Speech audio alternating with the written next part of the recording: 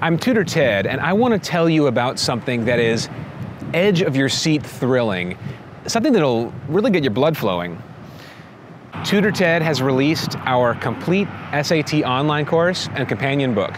If you're a student who likes boring test prep, stick with the official course. If you'd rather get SAT prep that is engaging and non-boring, give us a try. Speaking of which, let me share a tip with you from our course. One that'll do double duty on the SAT, helping you on both the writing and language section and the essay. I want to tell you about my favorite piece of punctuation, the em dash.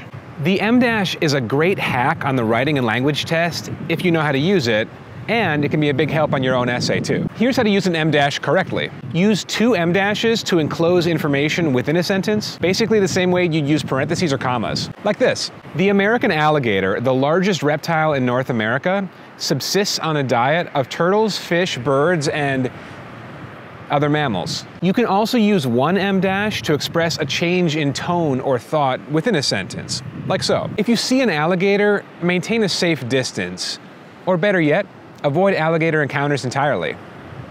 Look for the correct use of the em dash on the writing and language section of the SAT and incorporate it into your own essay. Now, I'm gonna get the hell out of here.